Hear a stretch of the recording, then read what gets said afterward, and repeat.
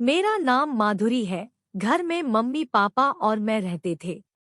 एक दिन अचानक फोन आया कि बुआ के लड़के का एक्सीडेंट हो गया है, सो मम्मी पापा को तुरंत जाना पड़ा। मेरे एग्जाम आने वाले थे इसलिए मैं नहीं गई। घर पर मैं अकेली ही थी। उस दिन मौसम भी अलग रंग में था। रुक रुक कर बारिश हो रही थी, बिजली चमक रही थी। थोड़ा अजीब सा महसूस हो रहा था, परंतु मैं अपने को दिलासा दे रही थी कि बस एक रात की ही बात है, मैं रह लूंगी। रात के 11 बजे थे, अभी मुझे और पढ़ना था। सोचा चलो एक चाय पी ली जाए, फिर पढ़ाई करूंगी।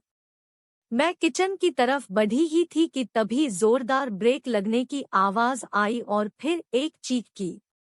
पहले तो मैं थोड़ा घबराई, फिर मैंने मेन गेट खोला तो सामने एक युवक घायल पड़ा था, खून से लथपथ और अचेत।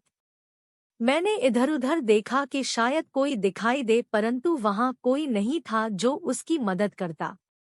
अगर मैं अंदर आ गई तो वह युवक मर भी सकता है।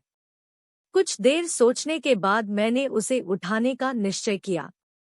तभी सामने के घर से विनय निकला। अरे विनय, देखो तो किसी ने टक्कर मार दी है, बहुत खून बह रहा है, जरा मदद करो, इसे हॉस्पिटल ले चलते हैं। अरे माधुरी दीदी, एक्सीडेंट का केस है, मैं किसी लफड़े में नहीं पड़ना चाहता, आप भी अंदर जाओ, विनय ने कहा।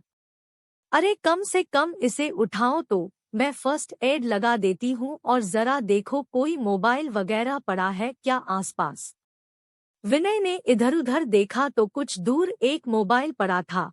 उसने उठाकर मुझको दे दिया और फिर हम दोनों ने सहारा देकर युवक को ड्राइंग रूम में सोफे पर लेटा दिया।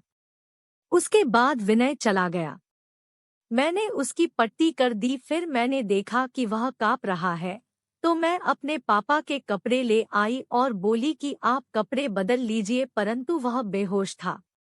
फिर थोड़ा हिचकते हुए मैंने उसके कपड़े बदल डाले। मुझे थोड़ा अजीब लगा, लेकिन अगर मैं उसके कपड़े नहीं बदलती तो चोट के साथ से बुखार भी आ सकता था। ओह राखी, थोड़ा कहराते हुए वह अजनबी युवक बुदबुदाया। अचानक बेहोशी की हालत में उस अजनबी युवक ने मेरा हाथ कसकर पकड़ लिया। एक पल को मैं घबरा गई, फिर बोली अरे हाथ तो छोड़िए, मगर वह तो बेहोश था। धीरे धीरे उसकी हालत खराब होती जा रही थी। अब मैं घबराने लगी थी, अगर इसे कुछ हो गया तो क्या होगा। मैं ही पागल थी जो इसे घर ले आई।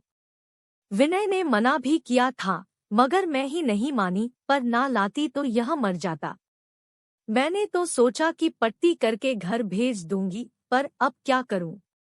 तभी अचानक जोर से बिजली कड़की और उसने बेहोशी में ही मेरा हाथ जोर से खींचा और मैं उसके ऊपर गिर पड़ी और फिर अंधेरा छा गया।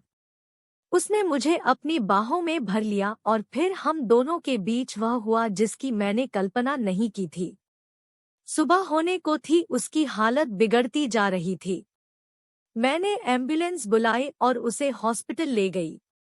उपचार मिलने के बाद युवक को होश आया तो डॉक्टर ने उसे मेरे बारे में बताया कि मैं ही उसे यहाँ लाई थी।